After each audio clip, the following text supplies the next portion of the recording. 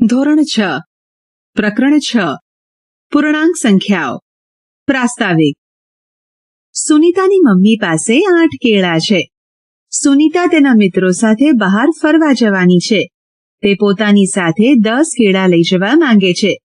તો શું એની મમ્મી એને 10 કેળા આપી શકશે? તેની પાસે પૂરતા કેળા નથી. તેથી તે તેના પાડોશી પાસેથી 2 કેળા ઉછીના લઈ તેને પરત કરી દેવાનું જણાવે છે. સુનીતાને 10 કેળા આપ્યા પછી તેની મમ્મી પાસે કેટલા કેળા બચે? તેની પાસે એક પણ કેળું બચશે નહીં, પરંતુ તેના પાડોશીને 2 કેળા પાછા આપવાના છે. તેથી જ્યારે પણ એમની પાસે વધુ કેળા હશે, જેમ કે 6 કેળા હોય, તો તે 2 આપશે અને તેમની પાસે ફક્ત 4 કેળા વધશે. રોનાલ્ડ એક પેન ખરીદવા માટે બજારમાં જાય છે. તેની પાસે ફક્ત 12 રૂપિયા છે, પરંતુ પેનની કિંમત 15 રૂપિયા છે. દુકાનદાર તેને તે પેન આપે છે અને યાદ રાખવા માટે દુકાનદાર આ 3 રૂપિયા ડાયરીમાં લખે છે. પરંતુ દુકાનદાર કેવી રીતે યાદ રાખશે કે રોનાલ્ડ પાસેથી જ 3 રૂપિયા લેવાના છે? શું ઉધારને તે કોઈ રંગ અથવા ચિહ્ન દ્વારા રજૂ કરી શકે છે? રુચિકા અને સલમા એક સંખ્યા રેખાનો ઉપયોગ કરીને રમત રમી રહ્યા છે, જે 0 થી 25 સુધી સમાન અંતરાળે જોવા મળે છે. શરૂઆતમાં બંને 0 અંક પર એક રંગીન ટોકન મૂકે છે. 2 રંગીન પાસા દફતરમાં મૂકેલા છે અને એક પછી એક દફતરમાંથી બહાર કાઢે છે. જે પાસા પરનો રંગ લાલ હોય છે તેને ઉછાળતા જે સંખ્યા પ્રાપ્ત થાય છે એ ટોકનને એટલા સ્થાન આગળ ખસેડવામાં આવે છે. જો પાસો વાદળી રંગનો હોય તો તેને ઉછાળ્યા પછી જે સંખ્યા પ્રાપ્ત થાય છે તે ટોકનને તેટલા સ્થાન પાછળ કરી દેવામાં આવે છે.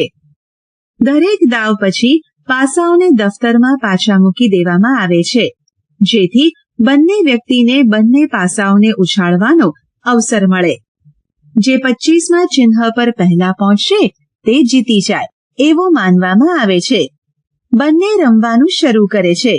રુચિકા લાલ પાસું પ્રાપ્ત કરે છે અને તેને ઉછાળતા સંખ્યા 4 પ્રાપ્ત થાય છે. આમ તે ટોકનને રેખાપટ્ટી પર સંખ્યા 4 પર મૂકી દે છે. સલમા પણ દફતરમાંથી લાલ પાસું કાઢે છે અને તેને ઉછાળતા સંખ્યા 3 પ્રાપ્ત કરે છે. આમ તે પોતાના ટોકનને સંખ્યા 3 પર મૂકે છે.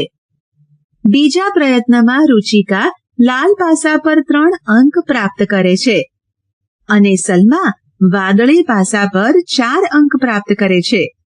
બીજા પ્રયત્ન પછી તેઓ પોતાના ટોકનને કયા સ્થાન પર મૂકશે? રુચિકા આગળ વધે છે અને 4+3 એટલે કે 7મા સ્થાન પર પોતાના ટોકનને મૂકે છે. સલમા પોતાનું ટોકન 0 અંક પર મૂકે છે. રુચિકાએ આ વાત નકારી અને કહ્યું કે તેને 0 થી પાછળ જવું જોઈએ. સલમા માની ગઈ. પણ 0ના પાછળ કંઈ પણ નથી. હવે શું કરવું? ત્યારે સલમા અને રુચિકા આ સંખ્યાને બીજી બાજુ આગળ વધારી તેમણે બીજી બાજુ એક વાદળી રંગના કાગળનો ઉપયોગ કર્યો. હવે સલમા કહે છે કે તે 0 થી 1 સ્થાન પાછળ છે, તેથી તે આ સ્થાનને વાદળી રંગના કાગળથી અંકિત કરશે. જો ટોકન વાદળી 1 પર તો વાદળી 1ના પાછળવાળા સ્થાને 2 વાદળી થશે. આવી જ રીતે 2 વાદળીના પાછળવાળા સ્થાને 3 વાદળી થશે. આ પ્રમાણે તેઓ પાછળ ચલાવવાનો નિર્ણય કરે છે, પણ તેમની પાસે વાદળી કાગળ નથી. ત્યારે રુચિકાએ જણાવ્યું કે જ્યારે તેઓ વિરુદ્ધ દિશામાં આગળ વધતા હોય ત્યારે બીજી બાજુ એક નિશાની ચિહ્નનો ઉપયોગ કરશે. 0 કરતા નાની સંખ્યા તરફ જવા માટે ચિહ્નનો ઉપયોગ કરવો આવશ્યક છે. માટે તે સંખ્યાની આગળ ઋણ એટલે કે માઇનસની નિશાનીનો ઉપયોગ કરે છે. આ ચિહ્ન સૂચવે છે કે ઋણ સંકેત સાથેની સંખ્યા 0 કરતા નાની અથવા ઓછી છે. આ સંખ્યાને ઋણ સંખ્યા કહેવામાં આવે છે. કોણ ક્યાં છે? માની લો કે ડેવિડ અને મોહને 0 થી વિરુદ્ધ દિશાઓમાં ચાલવાની શરૂઆત કરી છે. માની લો કે 0 થી જમણી બાજુ આગળ વધતા પ્લસના ચિહ્ન તરીકે નિરૂપણ કરવામાં આવે છે અને 0 થી ડાબી બાજુ આગળ વધતા માઇનસના ચિહ્ન તરીકે નિરૂપણ કરવામાં આવે છે. જો મોહન 0 થી જમણી બાજુ 5 પગલાં ચાલે છે તો તેને +5 તરીકે નિરૂપણ કરવામાં આવે છે અને જો ડેવિડ 0 થી ડાબી બાજુ 5 પગલાં ચાલે છે તો તેને -5 તરીકે નિરૂપણ કરવામાં આવે છે. હવે નીચે આપેલા સ્થાનોને પ્લસ અથવા માઇનસ ચિહ્ન દ્વારા નિરૂપણ કરો. A 0 થી ડાબી બાજુ 8 પગલાં માટે -8. B 0 થી જમણી બાજુ 7 પગલાં માટે +7. C 0 થી જમણી બાજુ 11 પગલાં માટે +11. D 0 થી ડાબી બાજુ 6 પગલાં માટે -6. મને કોણ અનુસરે છે? આપણે અગાઉના ઉદાહરણોમાં જોયું કે 0 થી જમણી બાજુએ આગળ ચાલવાથી ધન સંખ્યા મળે છે. જમણી બાજુ માત્ર એક પગલું ચાલવાથી આપણને તેની અનુગામી સંખ્યા મળે છે. અહીં આપેલી સંખ્યાની અનુગામી સંખ્યા લખો. 10 ની અનુગામી સંખ્યા 10 + 1 = 11 થાય. 8 ની અનુગામી સંખ્યા 8 + 1 = 9 થાય. -5 ની અનુગામી સંખ્યા -5 + 1 = -4 થાય. -3 ની અનુગામી સંખ્યા -3 + 1 = -2 થાય. 0 ની અનુગામી સંખ્યા 0 + 1 = 1 થાય. જો આપણે ઋણ સંખ્યા જોઈએ તો 0 થી ડાબી બાજુએ ચાલવાનું હોય છે. જો ડાબી બાજુ ફક્ત એક પગલું ચાલવામાં આવે તો આપણને પુરોગામી સંખ્યા મળે છે. હવે અહીં આપેલી સંખ્યાની પુરોગામી સંખ્યા લખો. 10 ની પુરોગામી સંખ્યા 10 - 1 = 9 થાય. 8 ની પુરોગામી સંખ્યા 8 - 1 = 7 થાય. -5 ની પુરોગામી સંખ્યા -5 - 1 = -6 થાય. -3 ની પુરોગામી સંખ્યા -3 - 1 = -4 થાય. 0 ની પુરોગામી સંખ્યા 0 - 1 = -1 થાય. મને નિશાની દ્વારા દર્શાવો. આપણે અગાઉ જોયું તેમ કોઈ સંખ્યાઓના આગળ ઋણ નિશાની લગાડવામાં આવે છે. ઉદાહરણ તરીકે, જો આપણે દુકાનદારને રોનાલ્ડની રકમ બતાવવા માંગીએ છીએ તો આપણે તેને -3 તરીકે ઓળખીશું. ઉદાહરણ: નીચે એક દુકાનદારની એક ખાતા વહી છે જે ચોક્કસ વસ્તુઓના વેચાણમાંથી નફો અને નુકસાન દર્શાવે છે. માટે નફાને પ્લસના ચિહ્નથી દર્શાવવામાં આવે છે અને નુકસાનને માઇનસના ચિહ્નથી દર્શાવવામાં આવે છે. આપેલ ખાતામાં યોગ્ય નિશાનીનો ઉપયોગ કરીને ખાલી જગ્યા પૂરો. ઉકેલ: સરસવનું તેલ વેચતા 150 રૂપિયા નફો થયો, તેથી તેને +150 દ્વારા દર્શાવીશું. આ જ પ્રમાણે ચોખાને -250, કાળા મરીને +225, ઘઉંને +200 અને મગફળીનું તેલ -330 દ્વારા દર્શાવીશું. એવા જ પ્રકારની અન્ય પરિસ્થિતિઓમાં જ્યાં આપણે આવી નિશાનીઓ કે ચિહ્નોનો ઉપયોગ કરી શકાય તે નીચે આપવામાં આવેલ છે. જેમ જેમ આપણે નીચે જઈએ છીએ તેમ તેમ ઊંચાઈ ઓછી થતી જાય છે. એ જ પ્રમાણે દરિયાની સપાટીથી નીચેની ઊંચાઈને આપણે ઋણ સંખ્યાથી વ્યક્ત કરી શકીએ છીએ અને દરિયાની સપાટીથી ઉપરની ઊંચાઈને ધન સંખ્યાથી વ્યક્ત કરી શકાય છે. જો માસિક પગાર પ્લસ ચિહ્ન દ્વારા રજૂ કરવામાં આવે તો પછી ખર્ચ કરેલી રકમને માઇનસ ચિહ્ન દ્વારા રજૂ કરી શકાય છે. એવી જ રીતે 0° ઉપરના તાપમાનને પ્લસ ચિહ્ન દ્વારા અને 0° નીચા તાપમાનને માઇનસના ચિહ્ન દ્વારા રજૂ કરી શકાય છે. ઉદાહરણ તરીકે 0° થી 10° નીચા તાપમાનને -10° દ્વારા રજૂ કરી શકાય છે. પૂર્ણાંકો. સૌથી પહેલા શોધવામાં આવેલી કુદરતી સંખ્યાઓ એટલે કે 1, 2, 3, 4 વગેરે. જો આપણે કુદરતી સંખ્યાઓના સંગ્રહમાં શૂન્યનો સમાવેશ કરીએ છીએ તો આપણને સંખ્યાઓનો એક નવો સંગ્રહ મળે છે, જેને પૂર્ણ સંખ્યાઓ કહે છે. આ પ્રકારે 0, 1, 2, 3, 4 વગેરે પૂર્ણ સંખ્યાઓ કહેવાય. આ સંખ્યાઓનો તમે પહેલા પ્રકરણમાં અભ્યાસ કરી ચૂક્યા છો. હવે આપણે જોઈએ ઋણ સંખ્યાઓ જેવી કે -1, -2, -3, -4, -5 વગેરે છે. સંખ્યાઓના આવા સંગ્રહને પૂર્ણાંકો કહે છે. આ સંગ્રહમાં 1, 2, 3, 4 વગેરે ધન પૂર્ણાંક કહેવાય અને -1, -2, -3, -4 વગેરે ઋણ પૂર્ણાંક કહેવાય. ચાલો હવે પછી પૂર્ણાંકોનો સમૂહ આપેલ રેખાકૃતિ દ્વારા સમજીએ.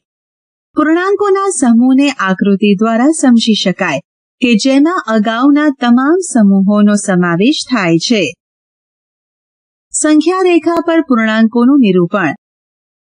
એક રેખા દોરો અને આકૃતિમાં બતાવ્યા પ્રમાણે તેના પર સમાન અંતરે કેટલાક બિંદુઓની નિશાની કરો. તેમાંથી એક બિંદુને 0 થી અંકિત કરો. 0ની જમણી બાજુએ બિંદુ ધન પૂર્ણાંક છે. તેને +1, +2, +3 વગેરે અથવા ફક્ત 1, 2, 3 વગેરે તરીકે લખી શકાય. 0 થી ડાબી બાજુએ ઋણ પૂર્ણાંકો છે અને તેને -1, -2, -3 વગેરેથી લખી શકાય. આ રેખા પર -6 લખવા માટે આપણે 0 થી ડાબી બાજુએ જઈશું. આ રેખા પર +2 લખવા માટે આપણે 0 થી જમણી બાજુએ જઈશું. પૂર્ણાંકોમાં ક્રમબદ્ધતા. રમણ અને ઇમરાન એક ગામમાં રહે છે, જ્યાં પગથિયાવાળો એક કૂવો છે. આ કૂવામાં છેક સપાટી સુધી 25 પગથિયાં છે.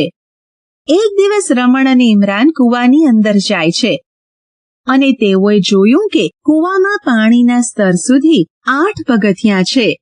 તેઓને વિચાર આવ્યો કે વરસાદ પડવાથી કૂવામાં કેટલું પાણી ભરાઈ જશે.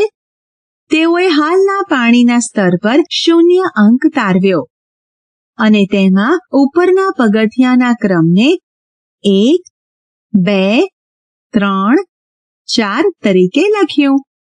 વરસાદ પછી તેઓએ જોયું કે પાણી 6 પગથિયાં સુધી વધી ગયું છે. થોડા મહિનાઓ પછી તેઓએ જોયું કે પાણીની સપાટી 0 થી 3 પગથિયાં નીચે પહોંચી ગઈ છે. હવે તે પાણીની સપાટી 0 લેવલથી પાણી કેટલું નીચે ગયું તે વિચારવા લાગ્યા. શું તમે એમની મદદ કરી શકો છો? અચાનક રમણને યાદ આવે છે કે તેણે મોટા ડેમમાં 0 થી નીચેની સપાટી જોઈ છે. ઇમરાને ધ્યાન દોર્યું હતું 0 થી ઉપર અને 0 થી નીચેની સંખ્યાઓમાં તફાવત હોવાના ઘણા બધા માર્ગ હોવા જોઈએ. રમણે જોયેલું હતું કે 0 થી નીચે લખવામાં આવેલી સંખ્યાઓની આગળ ઋણ ચિહ્ન લગાડવામાં આવ્યું હતું. તેથી તેઓ 0 થી નીચેના એક પગથિયા પર -1 અને 0 થી નીચેના 2 પગથિયા પર -2 એવી નિશાની કરી. તેથી આ વખતે પાણીની સપાટીનું સ્તર -3 છે, 0 થી 3 પગથિયાં નીચે. ત્યારબાદ પાણીનો ઉપયોગ થવાને કારણે પાણીની સપાટીનું સ્તર એક પગથિયું નીચે ઉતરી જાય છે અને -4 થઈ જાય છે. તમે જોઈ શકો છો કે -4 -3 કરતાં ઓછું છે. લેસ ધેન અને ગ્રેટર ધેનનો ઉપયોગ કરી ખાલી જગ્યા પૂરો. A 0 is greater than -1. 2 -100 is greater than -101. 3 -50 is greater than -70. 4 50 is greater than -51. 5 -53 is less than -5. 6 -7 is less than 1.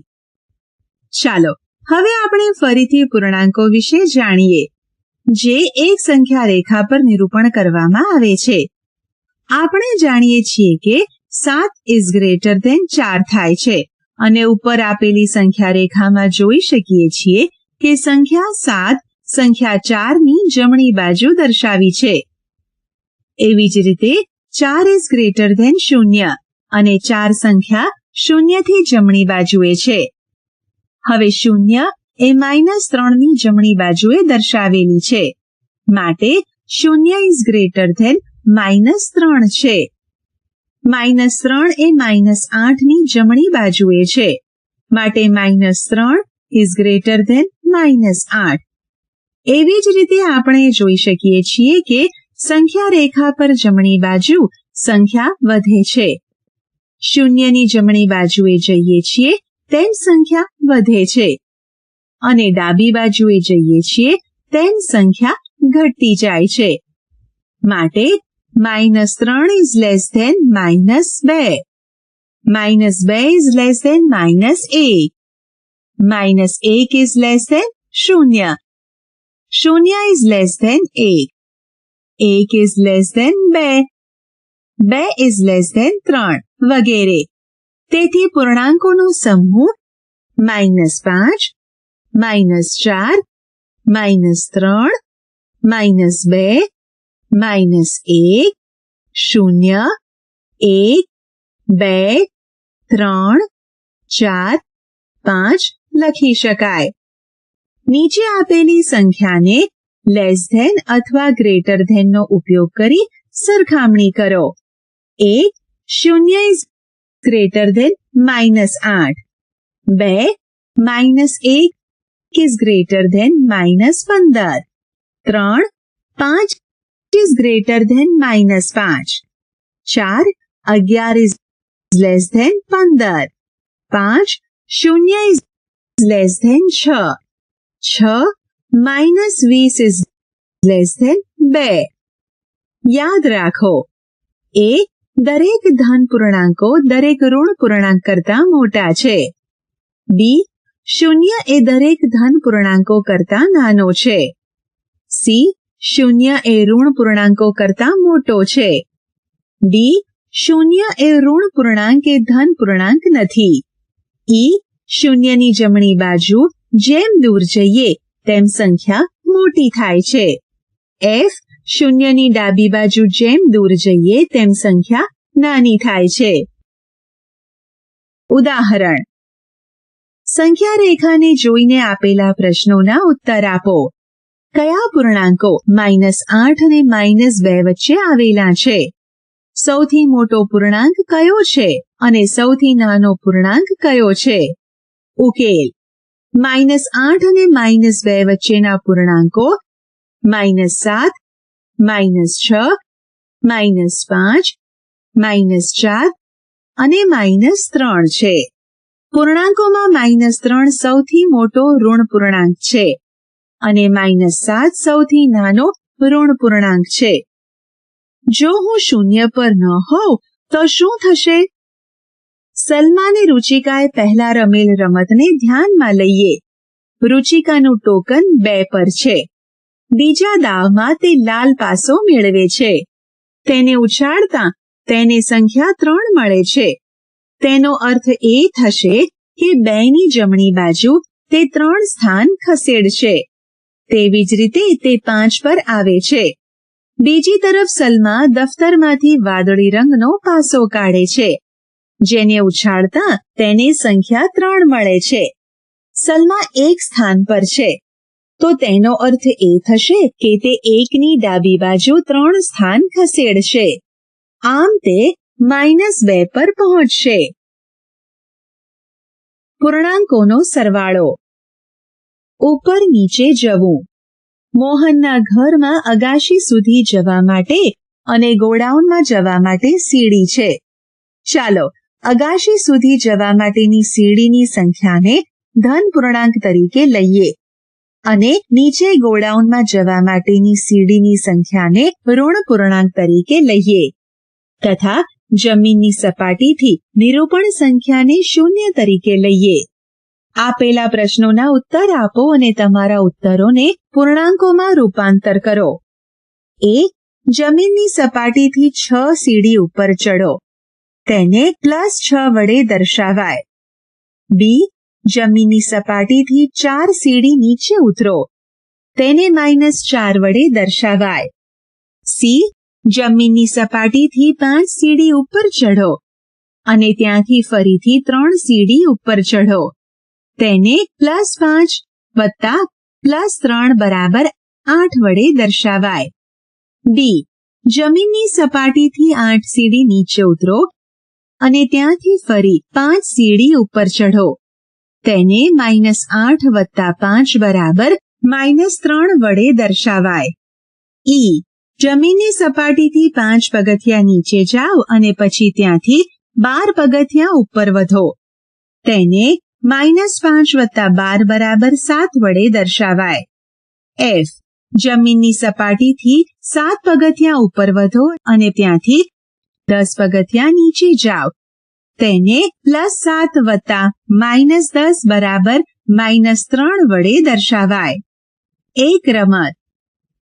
એક સંખ્યા પટ્ટી લો જેના પર +25 થી -25 સુધીના પૂર્ણાંક લખેલા હોય. 2 પાસા લો તેમાંથી એક પર 1 થી 6 સુધીની સંખ્યા અંકિત હોય અને બીજા પર 3 પ્લસ ચિહ્ન અને 3 માઇનસ ચિહ્ન અંકિત હોય. ખેલાડીઓ અલગ અલગ રંગના બટન રંગીન પાસા સંખ્યા પટ્ટી પર 0 સ્થાન પર મૂકશે. બંને પાસાને પ્રત્યેક વાર ફેંક્યા પછી ખેલાડી જોશે કે તેણે તે પાસા પર શું પ્રાપ્ત કર્યું. જો પ્રથમ પાસા પર 3 અને બીજા પાસા પર માઇનસ આવે છે તો તેને -3 પ્રાપ્ત થાય છે.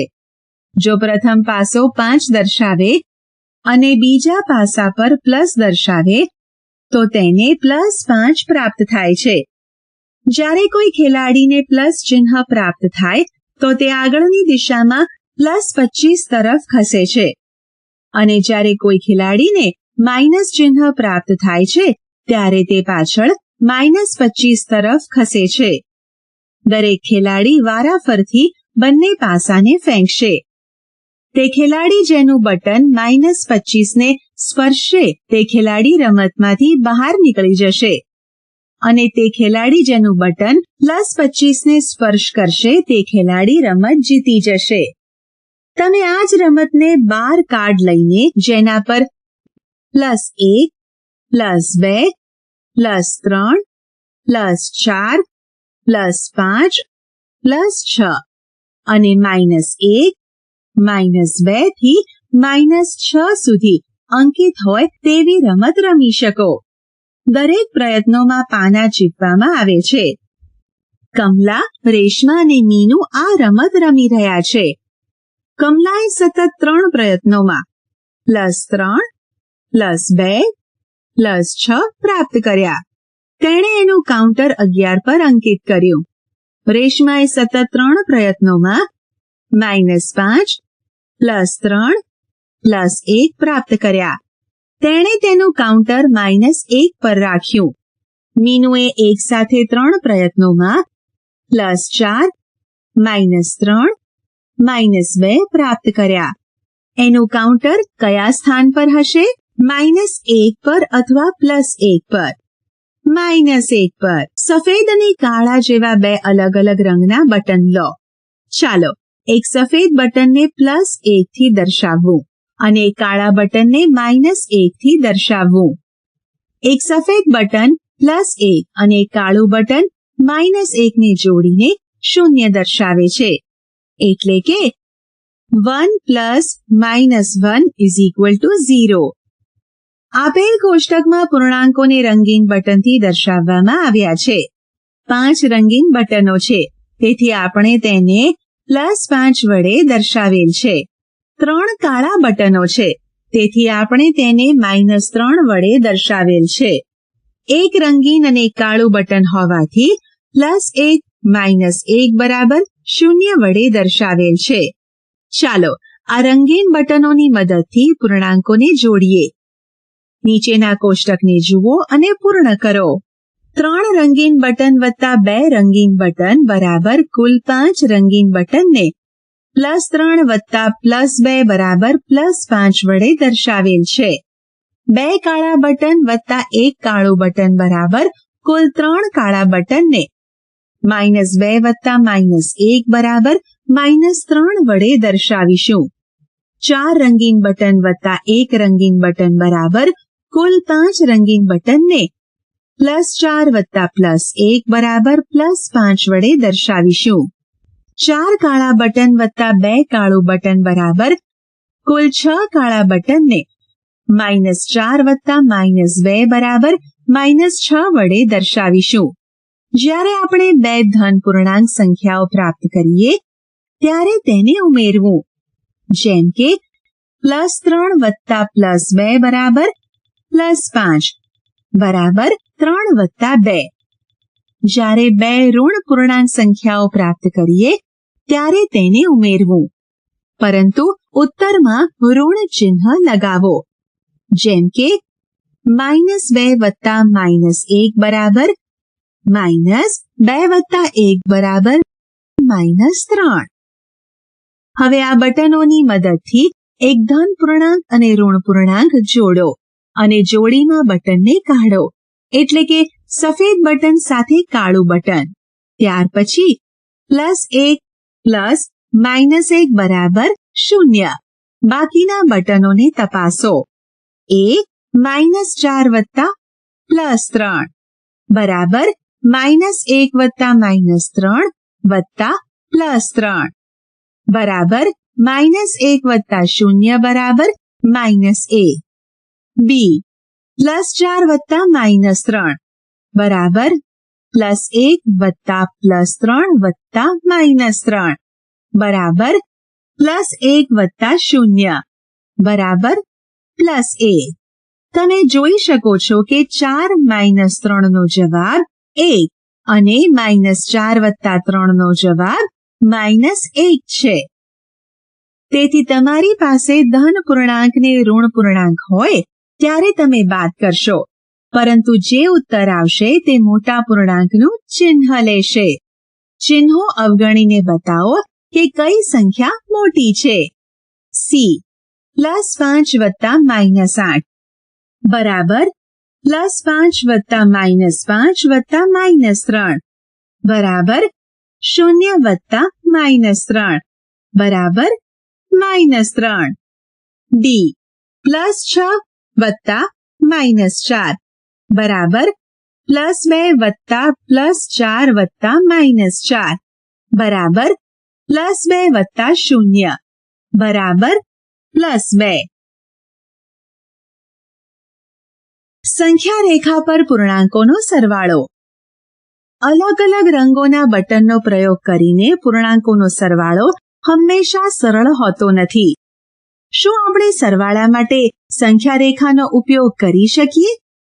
ચાલો સંખ્યા રેખા પર 3 અને 5 નો સરવાળો કરીએ. સંખ્યા રેખા પર આપણે પહેલા 0 થી 3 સુધી પહોંચવા માટે 3 પગલાઓની જમણી બાજુ ખસીએ છીએ. પછી આપણે 3 ની જમણી બાજુએ 5 પગલાઓ ખસીએ છીએ અને 8 સુધી પહોંચીએ છીએ. તેથી આપણે 3 વત્તા 5 બરાબર 8. ચાલો સંખ્યા રેખા પર -3 અને -5 નો સરવાળો કરીએ. સંખ્યા રેખા પર આપણે પહેલા 0 થી -3 સુધી પહોંચવા માટે 3 પગલાં ડાબી બાજુએ ખસીએ. પછી આપણે -3 ની ડાબી બાજુએ 5 પગલાઓ ખસીએ છીએ અને -8 સુધી પહોંચીએ છીએ. આમ -3 વત્તા -5 બરાબર -8. આપણે અવલોકન કરીએ છીએ કે જ્યારે આપણે બે ધન પૂર્ણાંક ઉમેરીએ છીએ ત્યારે પરિણામ ધન પૂર્ણાંક છે. જ્યારે આપણે બે ઋણ પૂર્ણાંક ઉમેરીએ છીએ ત્યારે પરિણામ ઋણ પૂર્ણાંક છે. ધારો કે આપણે સંખ્યા રેખા પર 5 અને -3 નો સરવાળો શોધવાનો છે.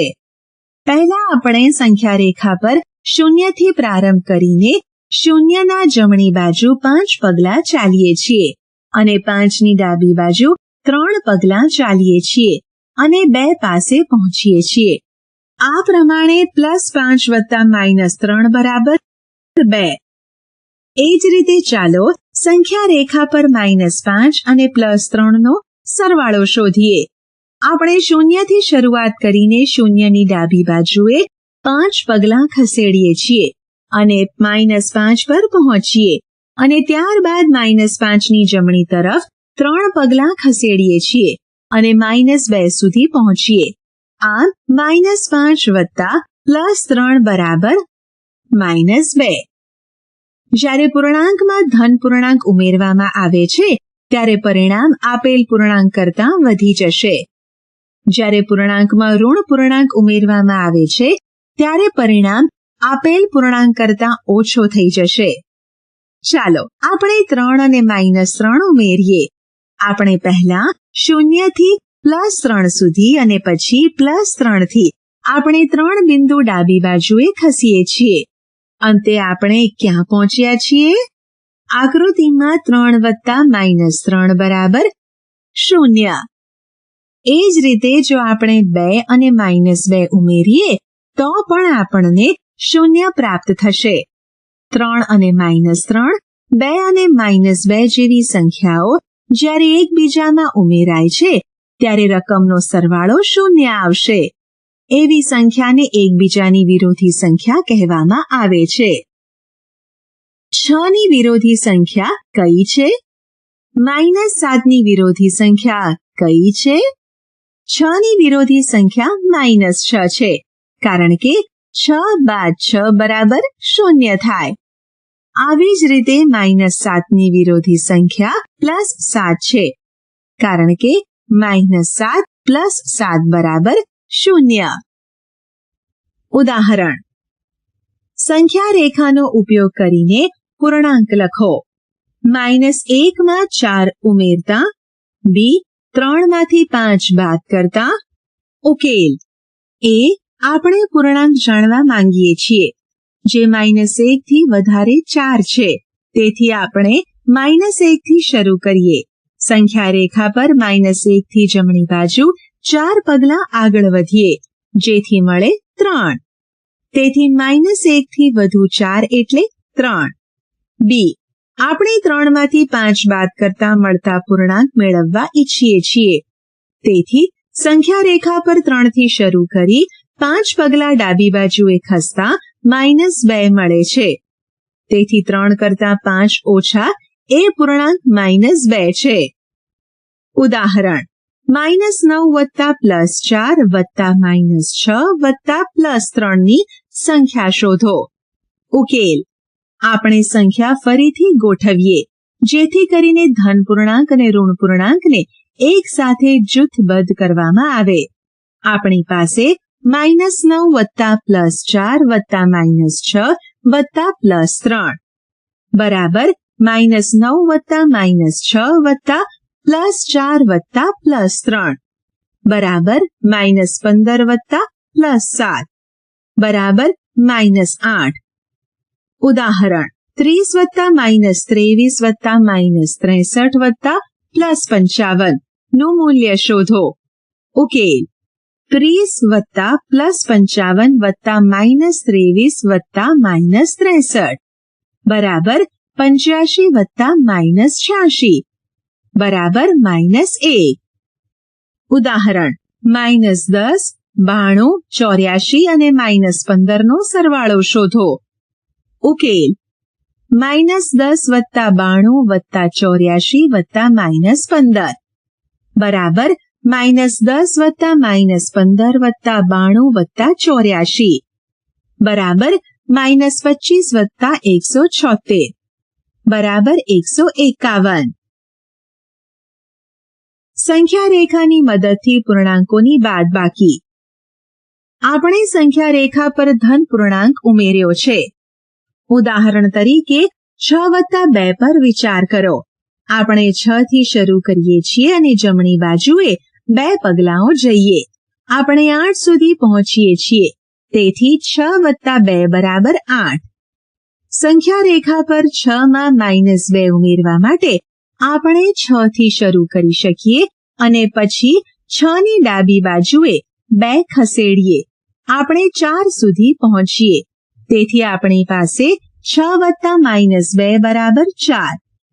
આ રીતે આપણે શોધીએ છીએ કે ધન પૂર્ણાંક ઉમેરવા માટે આપણે કોઈ સંખ્યા રેખા પર જમણી તરફ વધીએ છીએ અને ઋણ પૂર્ણાંક ઉમેરવા માટે આપણે ડાબી તરફ આગળ વધીએ છીએ.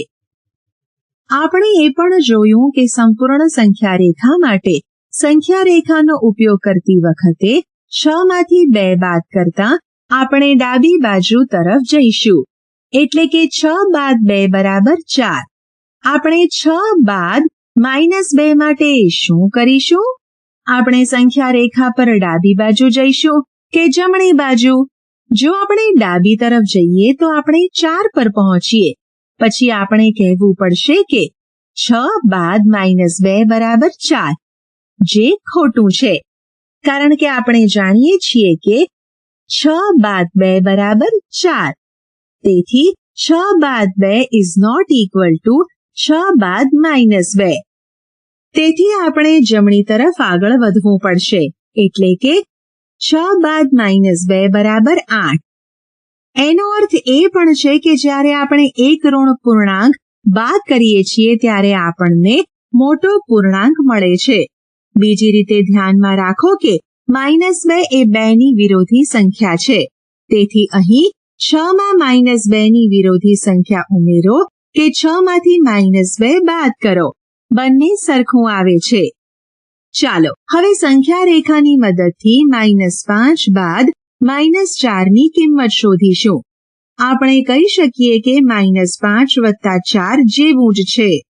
કારણ કે -4 ની વિરોધી સંખ્યા 4 છે. આપણે -5 થી શરૂ થતી સંખ્યા રેખાના જમણી બાજુ 4 પગલાં ખસીએ. આપણે -1 પર પહોંચીએ. એટલે કે -5 + 4 બરાબર -1. આમ -5 બાદ -4 બરાબર -1. ઉદાહરણ: સંખ્યા રેખાની મદદથી -8 બાદ -10 ની કિંમત શોધો. ઉકેલ: -8 બાદ -10 બરાબર -8 + 10. કારણ કે -10 ની વિરોધી સંખ્યા 10 છે. સંખ્યા રેખા પર -8 થી આપણે 10 પગલાં જમણી તરફ જઈશું. તેથી આપણે 2 સુધી પહોંચીએ છીએ. આમ -8 બાદ -10 બરાબર 2. આ પ્રમાણે એક પૂર્ણાંકમાંથી બીજા પૂર્ણાંકની બાદબાકી કરવા તે પૂર્ણાંકની વિરોધી સંખ્યાને ઉમેરવી. ઉદાહરણ: -10 માંથી -4 બાદ કરો. ઉકેલ: -10 બાદ -4 બરાબર -10 + 4. -4 ની વિરોધી સંખ્યા બરાબર -10 + 4 બરાબર -6. ઉદાહરણ: -3 માંથી +3 બાદ કરો.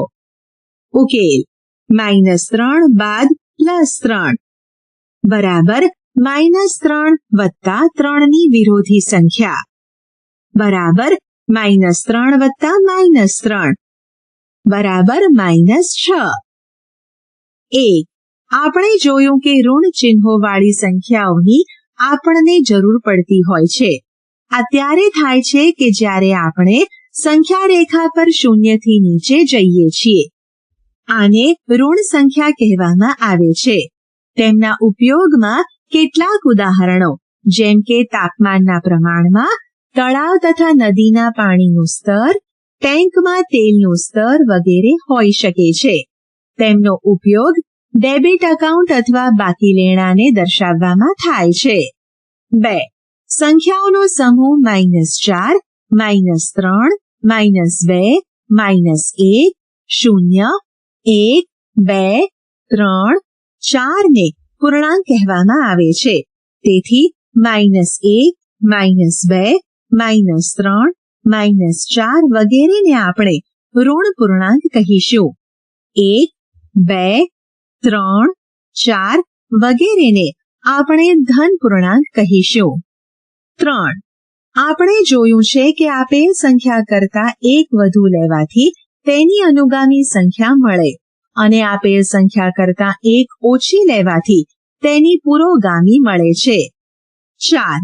આપણે અવલોકનમાં જોયું કે જ્યારે બે સમાન ચિહ્ન હોય ત્યારે તે ચિહ્ન ઉમેરો અને મૂકો. જ્યારે બે ધન પૂર્ણાંક ઉમેરવામાં આવે છે ત્યારે આપણને ધન પૂર્ણાંક મળે છે. દાખલા તરીકે +3 + +2 બરાબર +5.